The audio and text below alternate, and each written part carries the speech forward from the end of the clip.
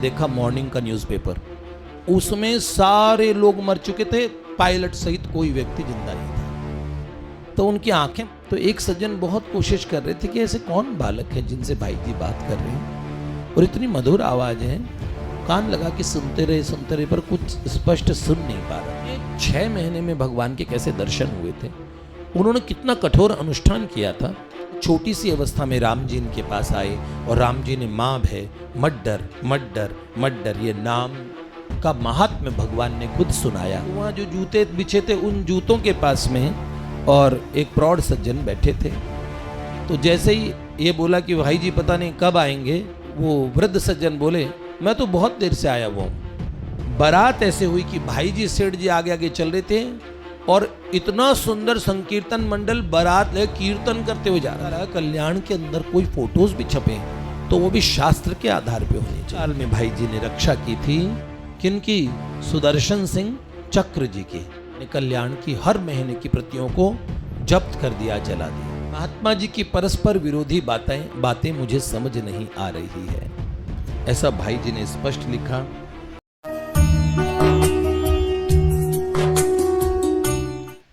देश की आजादी का समय आने वाला था। परम पूज्य भाई जी यद्यपि महात्मा जी से स्नेह करते थे, लेकिन उनको ये बात गांधी जी की रास नहीं आई कि हिंदू समाज को उन्होंने अनावश्यक रूप से इतना और भीरू बना दिया। उस समय देश भर में दंगे हो रहे थे।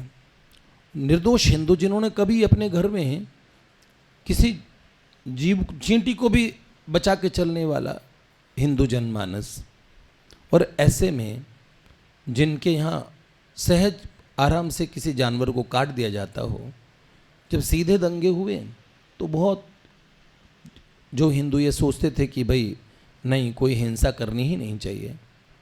और गांधी जी सबको अहिंसक रहने का उनका उपदेश था, वो केवल और केवल हिंदुओं के द्वारा माना जा रहा था। उससे बहुत बहुत नरसंहार हिंदुओं का हुआ। तो भाई जी ने बड़ी चेतावनी दी थी। कल्याण में उन्होंने बार बार लिखा विभाजन के समय, क्योंकि 1921 में भाई जी देश की राजनीति से अलग हो गए थे। जब बाल गंगाधर तिलक वगैरह, लाला लाजपत राय ये सब थे, तो भाई जी ने उस काल में देखना शुरू कर दिया कि धीरे धीरे राजनीति में वो लोग आ रहे हैं जिनका देश की सेवा का लक्ष्य नहीं है और अपना स्वार्थ और अपना ईगो सेटिस्फेक्शन होता है ना, उसके लिए काम करते हैं ज़्यादातर। तो भाई जी ने सोचा समाज की सीधे सेवा करना ठीक है, तो इसीलिए उन्होंने कल्याण में ये लेख लिखा, भगवान जैसे हिंदू के वैसे मुसलमान के। हिंदू भगवान का स्वरूप है तो मुसलमान भी भगवान का स्वरूप है, ठीक है। कल्याण ने न अभी तक किसी का बुरा चाहा, न वह चाह सकता है। वह सबका सर्वांगीण जीव मात्र का विकास चाहता है।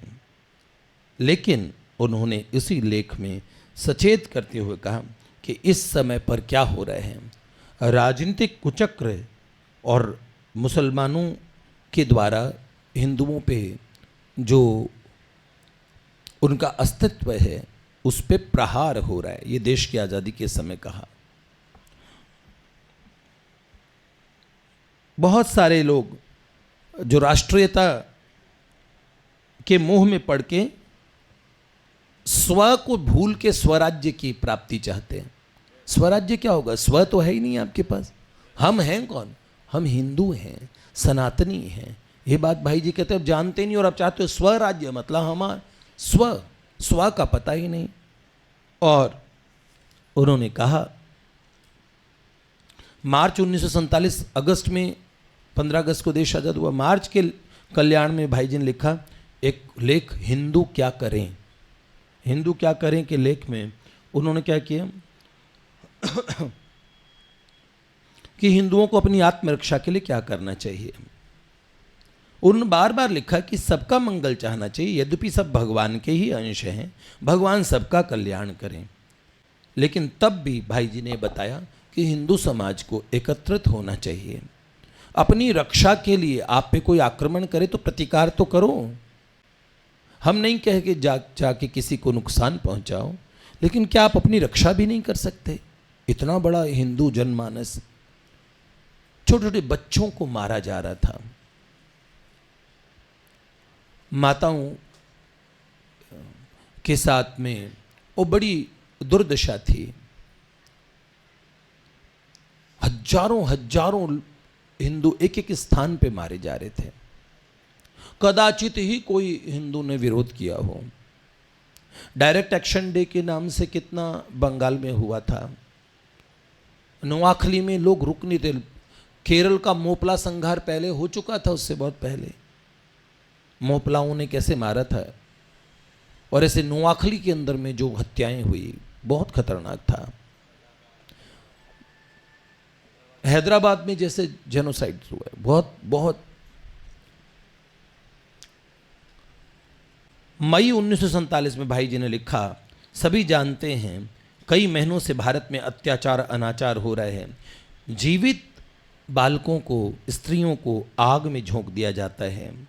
बच्चों की निर्मम हत्याएं हो रही है, धन संपत्ति लूटी जा रही है, अपहरण हो रहे हैं स्त्रियों के, और दुराचार हो रहा है उनके साथ में। इतना अन्याय, इतना अत्याचार देखकर हमारे नेताओं का रुख क्यों नहीं बदलता? भाई जी कहते हैं, केवल मुसलमानों को खुश करने के लिए हिंदुओं को दबाने की नीति को आप अख्तियार कर रहे हैं, और वही हमारे नेता शांति का पुराना राग अलापते हैं। परिणाम स्पष्ट है, हिंदुओं पे मुसीबत के पहाड़ टूट पड़े हैं, और महात्मा जी आदि सब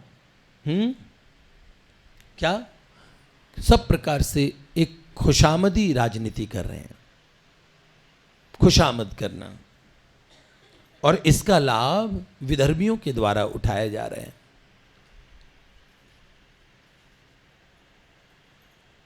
सब बातों पर विचार करने से भाई जी लिखते हैं कि माननीय नेहरू जी आदि कांग्रेस नेताओं से पाकिस्तान के स्वीकार की भूमिका बांधने जैसे स्पष्ट वाक्यों से यह प्रतीत होता है। उस समय पाकिस्तान बनेगा कि नहीं बनेगा ये चल रहा था। तब भाई जी लिखते हैं कि आपकी बातों से तो ऐसा लग रहा है कि हिंदुओं ने, चाहे वे कांग्रेस के अंदर हो बाहर हो, किसी भी मत या वाद के मानने वाले हो, एक साथ मिलकर एक आवाज़ से अगर सक्रिय विरोध नहीं किया तो हमारा देश खंड खंड हो जाएगा। और उन्होंने लिखा, मुसलमानों के अन्यायपूर्ण शासन का सूत्रपात होगा और हिंदू जाति की बड़ी दुर्दशा होगी। तो उन्होंने कहा कि इन सब बातों को हिंदुओं को गंभीरता से विचार करना चाहिए और सब विषयों पर विचार करें, और महात्मा जी कांग्रेस तथा कांग्रेस के नेताओं के प्रति सम्मान रखते हुए भी निर्भीकता पूर्वक संकोच छोड़कर सब हिंदू अपनी सच्ची बात कहें। उन्होंने ये बात कही। जुलाई में फिर भाई जी ने ये लिखा कि पहले लिखा कि सारा भारत जलकर राख हो जाए पर पाकिस्तान नहीं देंगे, ऐसा महात्मा जी ने कहा था। और वही उन्होंने नापाक पाकिस्तान सहज स्वीकार कर लिया, भाई जी ने लिखा। और महात्मा जी की परस्पर विरोधी बातें मुझे समझ नहीं आ रही है, ऐसा भाई जी ने स्पष्ट लिखा। उन्होंने एक जगह और ये लिखा कि महात्मा गांधी के प्रति मेरी चिरकाल से श्रद्धा है, पर इधर इन दिनों वे जो कुछ कर रहे हैं और गीता जी का हवाला देकर उसे सिद्ध कर रहे हैं, उससे हिंदुओं की निश्चित हानि हो रही है और गीता जी का भी दुरुपयोग हो रहा है। ये सब बात भाई जी ने उस काल में लिखी कि यद्यपि भाई जी गांधी जी को पितृतुल्य मानते थे और गांधी जी भी उन्हें पुत्रवत स्नेह करते थे, लेकिन भाई जी को अपनी लेखनी और उस समय की सारी गवर्नमेंट ने कल्याण की हर महीने की प्रतियों को जब्त कर दिया, जला दिया। उस समय अंग्रेजों के साथ मिलकर 1942-1943 के आसपास ही गवर्नमेंट बना ली थी कांग्रेस ने। अंग्रेजों ने जैसे एक बार उन लोगों को एक सांत्वना देने के लिए कि तुम लोग एक सरकार बना लो, अंतरिम सरकार। फिर आज़ादी की घोषणा 15 अगस्त 1947 को घोषित हुआ देश, और 14 अगस्त को पाकिस्तान के और जिन्ना ने नोआखली में जो भीषण हत्याकांड हुआ, 1946 में जो चल रहा था, हृदय विदारक अत्याचार हो रहे थे। भाई जी को जो लोग आके पश्चिमी पूर्वी पाकिस्तान से आते लोग और भाई जी से मिलते और रो रो के अपनी बातें बताते तो उनके नेत्रों से अश्रुधारा बहने लगती। और महामना मदन मोहन मालवीय जी को जब पता लगा, जिन्होंने बनारस हिंदू यूनिवर्सिटी बनाई BHU, वो मदन मोहन मालवीय जी भाई जी से बड़ा स्नेह करते थे, भाई जी उन्हें बाबूजी कहा करते थे। तो मदन मोहन मालवीय जी को इतना धक्का लगा ये सब घटनाएं सुन के, हिंदुओं के प्रति अत्याचार सुन के, वो कहने लगे, हे भगवान, ये क्या हो रहा है इस देश में? हमारे देश में हिंदू कहलाने वाले लोग बचेंगे या नहीं बचेंगे? आगे क्या होगा? और उन्हें इतना धक्का लगा कि इसी दुख से उनका देहांत हो गया। भाई जी ने उस समय अपने दल बना बना के नोआखली में भेजे कि हिंदुओं को निकालें दंगों से और स्त्रियों की, बच्चों की रक्षा करें, जिन बच्चों को बड़ी निर्ममता से मारा जा रहे हैं। उस समय गिरधारी बाबा एक संत थे, भाई जी के परम प्रेमी और भाई जी के परिकर थे, श्री कृष्णदास जी बंगाली और श्री कृष्णचंद्र अग्रवाल जी। गोरखपुर में एक बंगाली परिवार रहता था जो रेलवे में था, तो वो रेलवे के ऑफिसर थे। वो दौड़े दौड़े आए कि नोआखली में मेरी फैमिली, मेरे बच्चे और मेरी पत्नी सब फंस गए हैं, और भाई जी के पास बिलक बिलक के रोए। तो भाई जी ने गिरधारी बाबा को और सबको भेजा और कहा, भगवान का मंत्र जपते हुए आप जितने लोगों को बचा सको उनको किसी तरह से बचाओ। और उस परिवार को भी भाई जी के द्वारा भेजे गए दल ने बचाया। उस समय गिरधारी बाबा आशीर्वाद लेने के लिए मदन मोहन मालवीय जी के पास गए, तो मदन मोहन मालवीय जी बड़े बीमार थे, तो लोग अंदर मिलने नहीं दे रहे थे। तो जैसे ही गिरधारी बाबा ने कहा कि हमें कल्याण के गीता प्रेस से भाई जी श्री हनुमान प्रसाद पोद्दार जी के हम प्रतिनिधि हैं और नोआखली जा रहे हैं, मिलना चाहते हैं, तो मालवीय जी ने तुरंत बुलाया और कहा, अरे भगवान भाई जी जैसे पुण्यात्मा से ये काम करवाएंगे, और भाई जी तो हिंदू धर्म के प्राण हैं।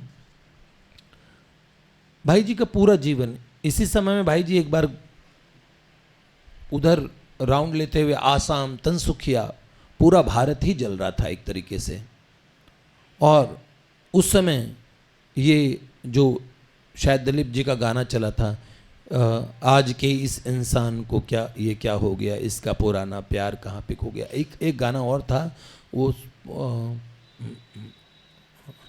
डस लिया देश को जहरी नागों ने, घर को लगा दी आग घर के चिरागों ने। अपना देश वो देश था भाई, लाखों बार मुसीबत आई, भाइयों ने जान गंवाई, पर बहनों की लाज बचाई। लेकिन अब वो बात कहाँ है, अब तो केवल घात यहाँ है। खतरे में है लाज बहन की, खतरे में चूड़ियाँ दुल्हन की। रोती है सलमा, रोती है सीता, रोते धर्म पुराण और गीता। आज हिमालय चिल्लाता है, कहूँ वो नाता है। दस लिया देश को जहरी नागों ने, घर को लगा दी आग घर के चिरागों। उस समय की स्थिति थी। भाई जी गोरखपुर से आसाम यात्रा पे थे, वो गोलाघाट से तिनसुखिया बस से निकले और रात्रि का समय था। पहाड़ पे बस जा रही थी, संकड़े रास्ते में चल रही थी। अचानक एक यात्री जोर से बोला, चीख के, पानी पानी पानी ऐसे बोला। तो चिल्लाने से ड्राइवर का हाथ कांप गया, और बस खाई में गिर गई। अब बस खाई में गिरी तो भगवान के अतिरिक्त कोई सहायक था नहीं। तो भाई जी ने उठ के हाथ उठा के कहा, नारायण नारायण नारायण। जैसे ही कहा, बस एक पेड़ में अटक गई। उस स्थान से धीरे धीरे धीरे लोग उस बस से निकल के कैसे पहाड़ पे वापस चढ़े।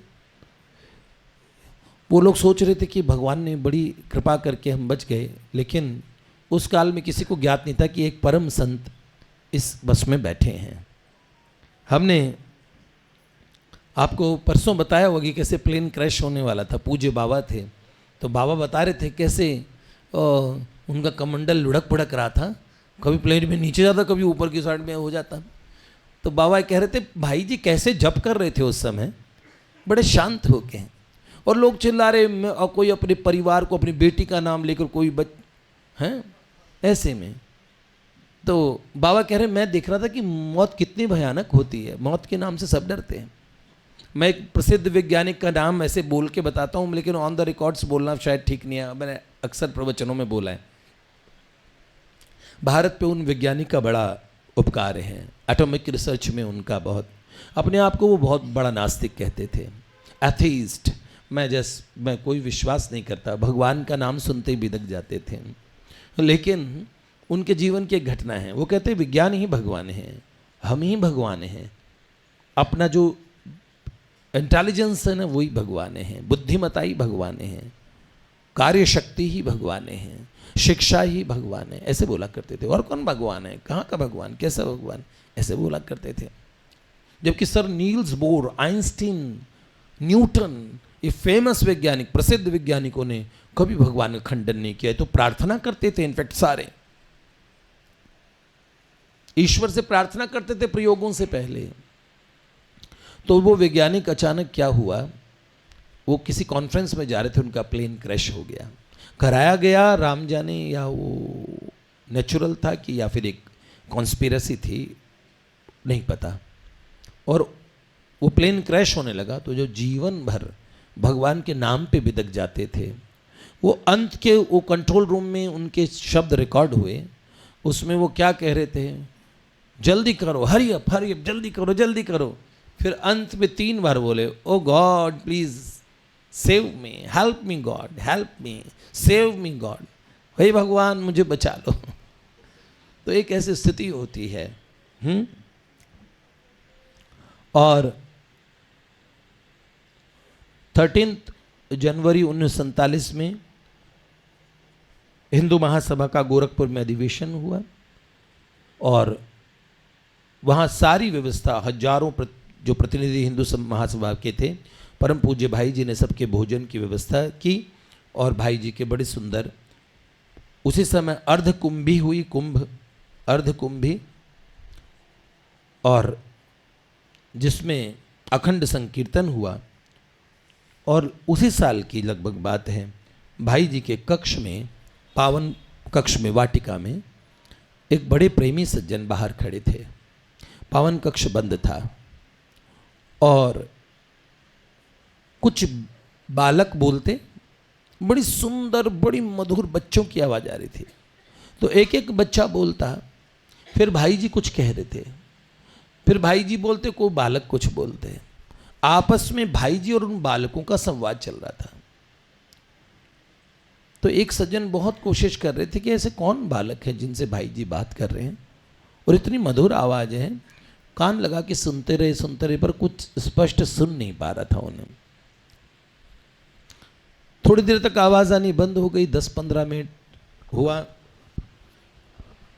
और उन्होंने दरवाज़ा खोल लिया। दरवाज़ा खोला तो भाई जी समाधि में बैठे थे। समाधि में बैठे तो वो काफ़ी देर तक प्रतीक्षा करते रहे, वहीं बैठ गए। भाई जी ने काफ़ी देर बाद जब उनके नेत्र खुले, तो उनका बाबूजी एक बात पूछनी थी। क्या आप अकेले हैं? अंदर वो जो आवाज़ें आ रही थी, वो किन की आवाज़ें थी? कौन थे भीतर जिनसे आप बात कर रहे थे? तो फिर भाई जी ने बात बहुत टाली, लेकिन वो आग्रह पे अड़ गए कि कोई ऐसी सत्ता, कोई ऐसी शक्ति थी जिनसे ये बात कर रहे थे। कौन थे जिनसे ये बात कर रहे थे? तो परम पूज्य भाई जी ने फिर उनको कहा कि किसी से कभी कहना नहीं, ये 4 भाई हैं जो अनादिकाल से भगवान की भक्ति का प्रचार कर रहे हैं। आयु उनकी कितनी?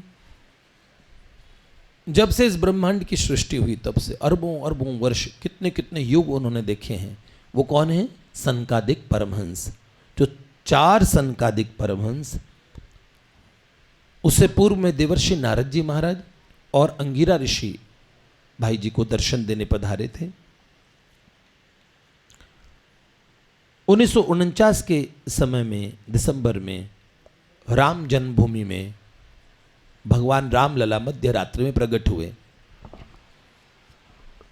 अभी जब राम मंदिर बन रहा था, न्यूज़ चैनल्स पे आ रहा था ना परम पूज्य भाई जी को कि 5 लोग थे उस समय, तो उसमें परम पूज्य भाई जी प्रमुख थे। मध्य रात्रि में जब भगवान उस स्थान पे विराजित हुए, उसमें भी भाई जी ने बहुत राम जन्मभूमि के आंदोलन में बड़ी सहायता की, उसका सूत्रपात किया। उसके प्रमुख संस्थापक, विश्व हिंदू परिषद की स्थापना जो हुई, उसके प्रमुख संस्थापकों में भी परम पूज्य भाई जी थे। इसके बाद में 1950 तक भाई जी ने साधन समिति का और एक स्थापना की, जिसमें साधकों को कैसे साधना करनी चाहिए जिससे भगवान की उन्हें इसी जीवन में, इसी जन्म में प्राप्ति हो।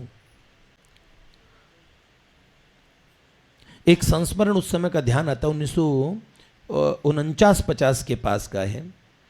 एक बड़े विद्वान थे, उनका नाम उद्धव शास्त्री जी था। ये उद्धव शास्त्री जी अपने संस्मरण में लिखते कि कल्याण में कोई फोटो छपती है ना मैगजीन में ऊपर, तो कल्याण में जो जो फोटोज छपी आज तक, वो सारी फोटोज शास्त्रीय आधार पे होती थी। उन्होंने कहा, मैं एक बार जब 1949-50 में भाई जी के मुझे प्रथम दर्शन हुए तो गीता वाटिका गया, तो गीता वाटिका मुझे तपोवन जैसी लगी, बड़ी प्यारी लगी। और जब मैं भाई जी से मिला तो उन्होंने मुझे स्नेह से गले लगा लिया और मेरा हाथ पकड़ के कहा, शास्त्री जी आइए बैठिए। और हिंदू संस्कृति अंक की तैयारी चल रही थी कल्याण में, तो टाइटल में ऊपर राम जी की राज्यसभा का दर्शन की फोटो लगानी थी। तो विचार विमर्श चल रहा था, तो एक सज्जन ने आके भाई जी से कहा कि वाल्मीकि रामायण में कुत्ते को न्याय दिया राम जी ने, ये वाल्मीकि रामायण में ये घटना मुझे कहीं नहीं मिली, मैंने ढूंढी। तभी वो शास्त्री जी बोले, हाँ मैंने देखी है, आप मुझे कल वो जरा प्रति दीजिए रामायण की, मैं भी ढूंढ के निकाल देता हूँ। तो ये घटना वो ढूंढने लगी। तब उद्धव शास्त्री जी कहते, मेरे हाथ में रामायण की पुस्तक दी और मैंने ढूंढी, तो मैंने कई बार ढूंढा, लेकिन वाल्मीकि रामायण में मुझे उस कॉपी में वो कुत्ते वाली घटना आई नहीं उसमें। तो भाई जी ने तत्काल कहा, अगर शास्त्रीय प्रमाण नहीं है इस घटना का, तो इसका फिर चित्र बताओ, कैसे छाप दें, हम टाइटल के ऊपर कैसे दे सकते हैं। शास्त्र में घटना होगी, उसका प्रमाण शास्त्र में मिलेगा तो छापेंगे, नहीं तो नहीं छापेंगे। तो बोले मुझे, फिर उन्होंने कहा मैंने वाल्मीकि रामायण में देखी है। उद्धव शास्त्री जी ने कहा, पर भाई जी मैंने वो निर्णय सागर प्रेस से छपी हुई वाल्मीकि रामायण है, उसमें कुत्ते वाला प्रकरण भी है। तो निर्णय सागर प्रेस की वो वाल्मीकि रामायण मंगाई गई, उसमें वो प्रकरण मिला, तब भाई जी ने वो छपवाई। तो उन्होंने कहा कि मुझे पता लगा कल्याण के अंदर कोई फोटोज भी छपे तो वो भी शास्त्र के आधार पे होने चाहिए, इस तरीके से। और इसी बीच कृष्ण निकेतन में भाई जी ने अखंडानंद सरस्वती जी की 1951 में कथा करवाई मार्च में, और अप्रैल में सेठ जी के पोते का विवाह हुआ।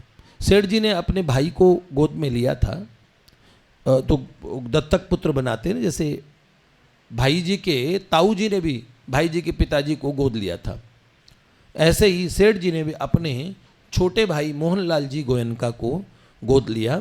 और उन्हीं के बच्चे आगे जो रमाबाई माँ ना, रामकृष्ण प्रपन्न भैया की माता जी, वो सेठ जी के भाई की ही पुत्री है। यूं तो भतीजी हैं सेठ जी की, लेकिन वो कहते क्या है सेठ जी को, दादाजी। और प्रपन्न भैया के सेठ जी वैसे नाना जी, वो वैसे क्या बोलेंगे, पढ़ नाना जी। तो सेठ जी के पोते का विवाह हुआ। उस लड़के का नाम क्या था, माधव। और संतों की उपस्थिति में बड़ा भव्य विवाह बांकुड़ा में हुआ। और भाई जी 1951 19 अप्रैल को और प्लेन से कलकत्ता गए थे। भाई जी ने बड़ा बाल लीला पे बड़ा सुंदर मनमोहक प्रवचन किया। बारात ऐसे हुई कि भाई जी सेठ जी आगे आगे चल रहे थे और इतना सुंदर संकीर्तन मंडल बारात ले कीर्तन करते हुए जा रहा था। लोग कीर्तन करते हुए गए, भगवान का कीर्तन करते हुए दूल्हा गया और पूरा विवाह ही कीर्तन सहित भगवान नाम सहित ये विवाह हुआ। उस समय गोरखपुर में अकाल भी पड़ा, जिसमें गांव गांव और हर जगह जगह कस्बे कस्बे में सेठ जी और भाई जी जीप से जाते थे और लोगों की बड़ी सहायता करते थे। एक घटना इसी बीच में 1954 के पास की है। गीता भवन के गर्मियों का सत्र चल रहा था। उस समय राम झूला बना नहीं था। राम झूला नहीं बना था तो लोग मोटर बोट से गीता भवन जाया करते थे, मोटर बोट से जाना पड़ता था, या उधर लक्ष्मण झूले से आओ सीधे। तो लक्ष्मण झूले से कई लोग तो पैदल चल के आते थे, अधिकांश लोग जो सीधा गीता भवन आना चाहते थे, सामने वो कौन सा एरिया कहते हैं उसे, सामने स्वामी शिवानंद जी का जो आश्रम है उसे मुनि की रेती कहते हैं ना, है? हाँ, इसमें मुनि की रेती शायद इसे लिखा हुआ है। तो 13 जुलाई की घटना है। प्रातः लगभग 10 बजे 20-25 लोग ऋषिकेश गीता भवन से विदाई लेके जा रहे थे। कई स्त्री बच्चे थे। विधि का विधान, गंगा जी की बीच धारा में मोटर बोट का इंजन बंद हो गया। अब इंजन वो बार बार चलाने की कोशिश करें, अब मोटर बोट ऐसे बहने लगी। अब पानी में उतने भंवर बनते थे उस समय गंगा जी में, तो वो भंवर की तरफ जाने लगी नाव। सभी यात्री भगवान को, भाई जी को, क्योंकि कई भाई जी के परी करते थे, तो कई तो भगवान हे प्रभु, कोई राम जी श्याम जी ऐसे नाम ले रहे थे। सेठ जी ने संस्कार भी ऐसे दिए थे, तो हे नाथ की पुकार कर रहे थे।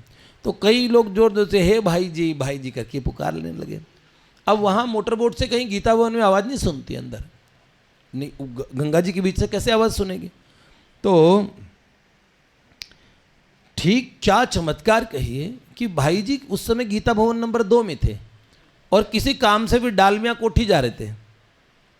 तो उन्होंने जो जोर जोर से भाई जी सुना, बीच में दुकानें बनी नहीं थी इतनी।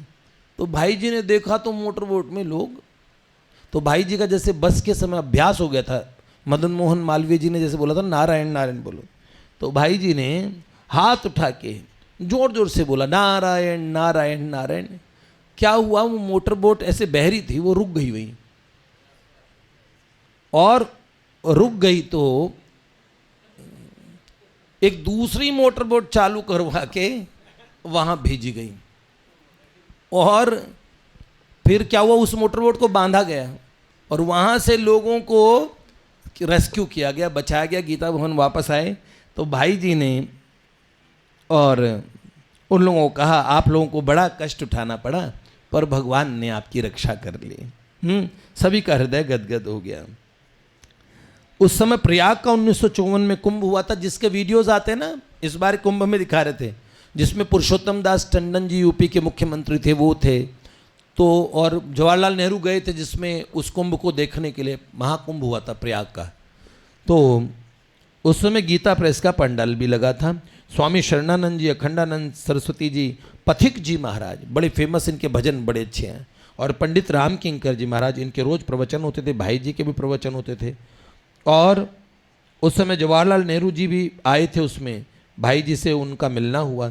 उन्होंने गोवध बंद की बात की कि भाई गो हत्या बंद हो, ऐसा नेहरू जी के सामने बात की गई। और पुरुषोत्तम दास टंडन जी तो भाई जी से लगभग रोज ही मिलने आते थे, रेत पे उनके साथ बैठे रहते थे प्रयाग कुंभ में, और रोज भाई जी से चर्चाएं सुनते थे। भाई जी का बड़ा आदर करते थे। यूपी के मुख्यमंत्री उस समय गढ़वाल भी यूपी में हुआ करता था पूरा। भाई जी कितने सरल थे। एक छोटे से, ये 1954-50 से जो संस्मरण चल रहे छोटे सब हम लाइन वाइज सुना रहे हैं। कितनी सरलता थी। आजकल किसी व्यक्ति को हल्की सी ऊंचाई मिल जाए, वो सोचता है कि सम्मान मेरा हक है, सम्मान पाना मेरा अधिकार है, सम्मान अधिकार नहीं है। सम्मान तो भगवान के द्वारा प्रदत्त है, या जो व्यक्ति आपको सम्मान कर रहा है उसका बड़प्पन है। सम्मान आपका अधिकार नहीं है कि आप सम्मान पाएं जबरदस्ती किसी से, ये कोई अधिकार थोड़ी होता है। दूसरे के हृदय की ये उदारता है कि वो आपको सम्मान करता है, ये उसकी उदारता है बेटे। तो भाई जी में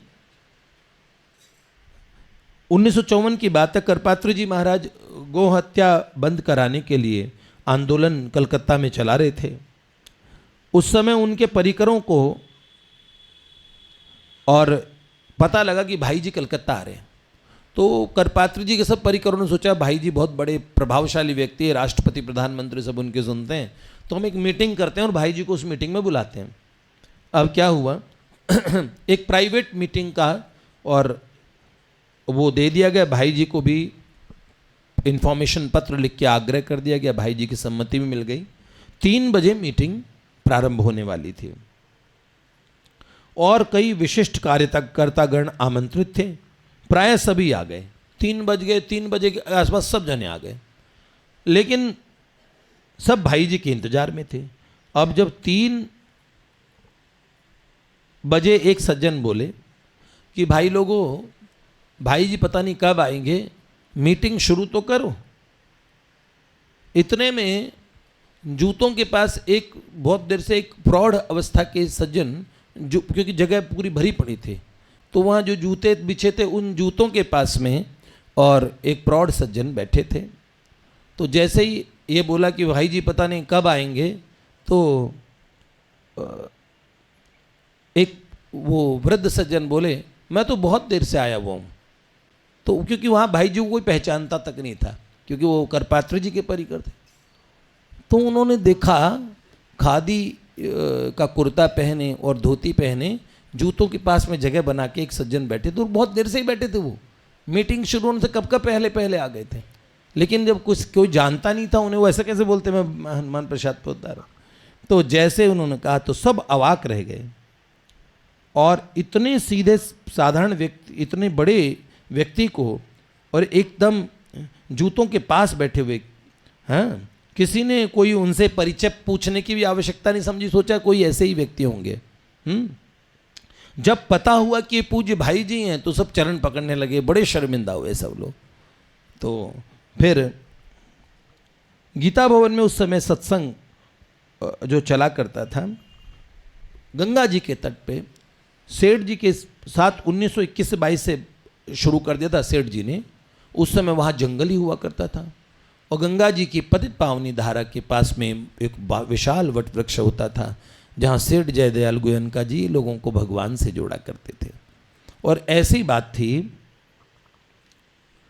भाई जी के विषय में उस समय लोगों को सेठ जी ने कुछ बताया था, और एक बार भाई जी आ गए, तब से लोगों का आग्रह हो गया कि भाई जी जरूर कुछ आया करें, तो बोला करें। 1929 से फिर भाई जी का आना रेगुलर हो गया।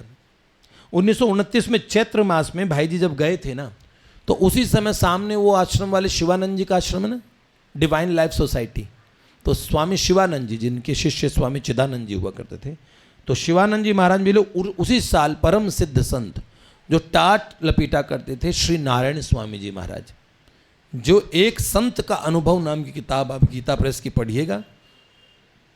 वो महात्मा अधिकांश मौन रहते थे, और उन्हें 6 महीने में भगवान के कैसे दर्शन हुए थे, उन्होंने कितना कठोर अनुष्ठान किया था। तो भगवान कैसे वैकुंठ से विमान आया था, और भगवान लक्ष्मीनाथ जी श्री वैकुंठनाथ भगवान उनसे मिलने आए। वो संत बड़े तपस्वी थे, बड़े तपस्वी। तो भाई जी ने उनसे ये पुस्तक लिखवाई थी। सदा नारायण नाम जपा करते थे, कुछ संग्रह नहीं करते थे उन्होंने। वहाँ पे रात्रि में भाई जी फिर कीर्तन कराया करते थे नृत्य करते हुए, और लोगों जोर जोर से कीर्तन, हरे राम राम राम हरे हरे, हरे कृष्ण कृष्ण कृष्ण हरे हरे, ऐसे। बाद में गीता भवन का निर्माण हो गया, सत्संग भवन बन गया, और सेठ जी 12-12, 13-13 घंटे सत्संग करते थे उस समय। अलग अलग ग्रुप में लोगों को बुला बुला के। फिर भाई जी को भी सेठ जी ने बोला 4-5 घंटे सत्संग किया करो, तो अलग अलग समय भाई जी भी 4-5 घंटे, बाद में भाई जी 1 घंटे सुबह 1 घंटे शाम को सेठ जी के जाने के बाद में, और जब सत्र में प्रवचन किया करते थे। रात को डालमिया कोठी पे, क्योंकि भाई जी को सब पदों का गान बड़ा प्रिय था, तो डालमिया कोठी पे रात में और पद गायन वगैरह होते थे। और पूर्णिमा, अमावस्या और एकादशी को गीता भवन में जोरों से नाम संकीर्तन होता था। 1955 के आसपास में एक बड़े अच्छे महात्मा, जिनको सीताराम दास ओमकारनाथ ठाकुर बोलते थे, जिनकी अभय वाणी बड़ी प्रसिद्ध हुई, वो छोटी सी अवस्था में राम जी इनके पास आए और राम जी ने माँ भय मत डर मत डर मत डर, ये नाम का महात्म्य भगवान ने खुद सुनाया। ये सीताराम दास ओंकारनाथ महाराज गीता प्रेस के दर्शन के लिए, जब भाई जी सेठ जी के विषय में इन्होंने जान लिया, तो फिर ये इतने वो हुए कि ये गीता प्रेस के दर्शन के लिए, तो लोग भीड़ इनके पास आ रही थी। जैसे इनका अभिवादन करने के लिए भाई जी आगे बढ़ रहे थे, उससे पहले वो कीचड़ में ही गीता प्रेस के द्वार पे लोटपोट हो गए और दंडवत किया कि मैंने, ये तो भगवान का स्वरूप है।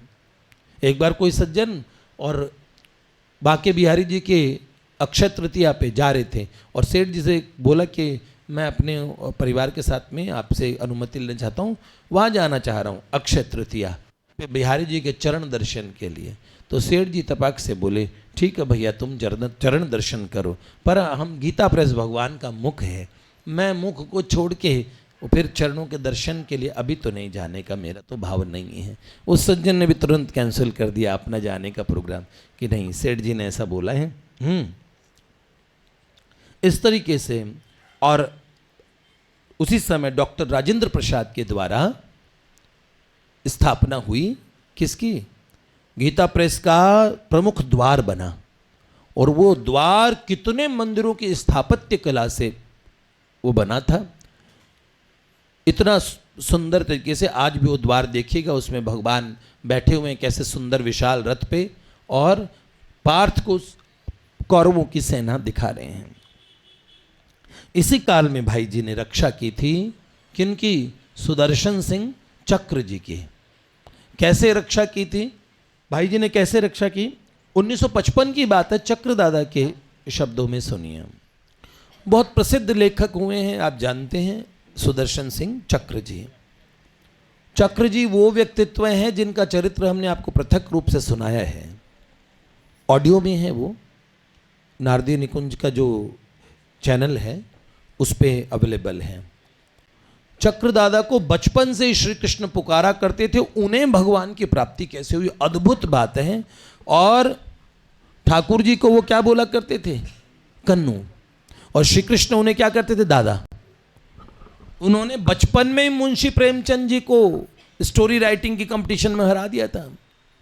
मतलब फर्स्ट पे वो आए तो मुंशी प्रेमचंद जी सेकंड पे आ रहे थे।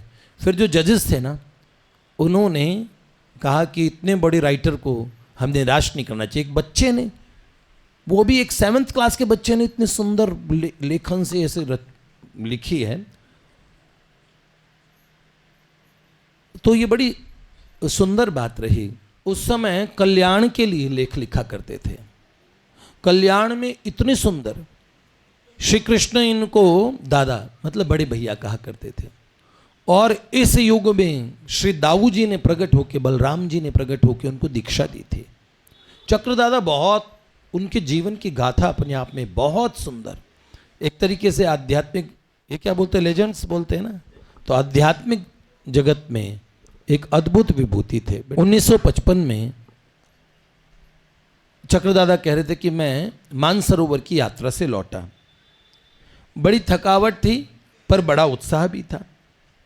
तो चक्र दादा ने कहा, मेरे मन में आया कि मुक्तिनाथ भी नेपाल में कर लूँ तो अच्छा है। जहाँ गए थे ना, भगवान स्वामी नारायण की वो चलचित्र में आता है 108 जलधाराएं बहती है, तो बड़ी ऊंचाई पे है। और दामोदर कुंड, गंडकी नदी जहाँ से निकलते हैं शालिग्राम भगवान, तो उन्होंने कहा दामोदर कुंड और मुक्तिनाथ की यात्रा भी कर लूँ। तो उत्तराखंड के तो सभी तीर्थ मेरे हो गए। ऐसे चक्रदादा ने कहा मेरे मन में बड़ा, और मैंने भाई जी से अनुमति मांगी। बड़ी सुंदर बात है। तो जैसे अनुमति मांगी तो भाई जी ने अनुमति दे दी। यहां तक कि परमिशन वगैरह जो जो जहां जहां जिस चीज की जिन पेपर्स की जरूरत थी वो सारे भाई जी ने अवेलेबल कराए, पूरी तैयारी करा दी। सितंबर के दूसरे सप्ताह से लेके अक्टूबर तक यात्रा होनी थी। मौसम भी अच्छा था, सब तैयारी पूरी हो गई। सोचा पहले गोरखपुर से मैं बस पकड़ लूँगा, भैरवा से फ्लाइट पकड़ लूँगा, फिर काठमांडू से आगे की यात्रा करूँगा। तो अब उन्होंने क्या सोचा, सामान बांध लिया, बस अड्डे के लिए निकल रहे थे। रिक्शा बुलाया गीता वाटिका में। रिक्शा आके तैयार था। चक्रदादा ने पूरा बैग वगैरह सब पैक करके रखा रिक्शे के पास में और गए भाई जी को प्रणाम करने। और क्या सिस्टम, भाई जी के कक्ष में जैसे ही गए और एक कमरे में, अपने कमरे में चटाई पे बैठे थे भाई जी, नीचे बैठे थे और चटाई पे बैठ के कुछ कागज़ देख रहे थे चश्मा लगा के। तो भाई उन्होंने जाके प्रणाम किया तो भाई जी ने चश्मे को थोड़ा नीचे किया, ऊपर करके देखा, जा रहे हो आप? तो ऐसा कह के मुंह लटका लिया।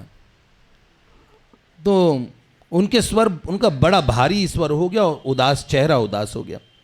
फिर बोले चलो जाइए, आप भी जाइए।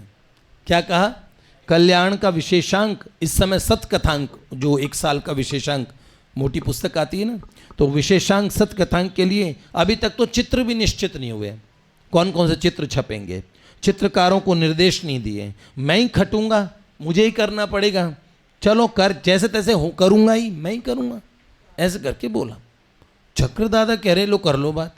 अभी तक सारा जाने का अरेंजमेंट इन्होंने कराया और चित्रों में मैंने कभी आज तक मदद नहीं की। जो चित्रों की बात मुझे सुना रहे हैं कि भाई चित्र से कोई मेरी मदद, मैंने तो, चक्रदादा कह रहे आज तक कल्याण में जो चित्र छपे वो भाई जी खुद ही फैसला करते थे। बड़ी अकल्पित सी बात है। और मैंने सब कुछ पूछ रखा था, सारी और प्रमाण पत्र वगैरह इन्होंने ला के दिए। तब बोले ऐसी, इस तरह से भाई जी को बोलते हुए सुनना मेरा पहला अवसर था, उनका ऐसा चेहरा देखना। मेरा मन बड़ा खिन्न हो गया और मुझे उनका बड़ा असहनीय लगा ये व्यवहार। तो मैंने कह दिया आप ऐसा क्यों बोलते हैं? तो उन्होंने सीधे भाई जी से कहा आप ऐसा क्यों बोलते हैं? मना करना है तो सीधे मना कर देते हैं। इतना सुन, जैसे मैंने बोला आप ऐसा क्यों बोलते हैं, मना करना तो सीधा मना कर देते हैं। तो भाई जी ने तुरंत चश्मा उतार के कहा अच्छा रिक्शा लौटा दो भैया। मतलब कि जाऊं कि नहीं जाऊं आगे का प्रश्न नहीं बचा। मना करना था तो मना कर ही देते। तो कह रहे अच्छा बहुत बढ़िया बात, अरे भाया रिक्शा लौटा दो। कह रहे सुदर्शन जी नहीं जा रहे, जल्दी एक बंदे को बोला, अरे आवाज लगा रिक्शे वाले को बोल दो कि जाए। अरे मेरे कहने का कुछ अवसर नहीं बचा। मैं चुपचाप उठा, थोड़ा से भन्नाए थे, बड़े मन से दुखी थे। बिस्तर जाके खोल दिया जो पैक किया था पूरा बैगेज वगैरह, और अपने फिर सोचा चलो कुछ काम कर लेते हैं, काम में लग गए। दूसरे दिन मैं सुबह, चक्रदादा ने कहा सुबह नित्य कर्म से निवृत्त होके अपने कक्ष में था, तभी मेरे दरवाजे को नॉक किया तो मैंने देखा दरवाजे पे भाई जी खड़े थे। तो चक्रदादा ने कहा सुदर्शन जी आपको कुछ बात पता है? बोले हाँ, नहीं पता, आप बताइए क्या बात है। तो उन्होंने बहुत बड़ी दुर्घटना हो गई है। तो बोले क्या हुआ? बोले अभी कलेक्टर का फ़ोन आया था कि आपने परमिशन ली थी, कोई मुक्तिनाथ जा रहा था आपके यहाँ से।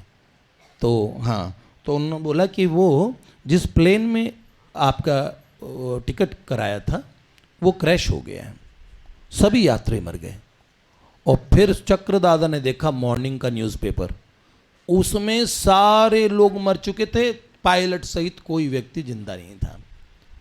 तो उनकी आंखें भर आई कि उन्होंने मुझे ये नहीं कहा, अंतर जगत ये बात बताने के अलाउड नहीं करता कि ऐसा कल होगा, परसों ये हो जाएगा, इसके बाद घटना होगी। नहीं, जो महापुरुष जानते हैं बड़े सिस्टम से मुंह बना के बस उन्होंने इतना बोला, अच्छा सब कुछ मुझे ही करना पड़ेगा।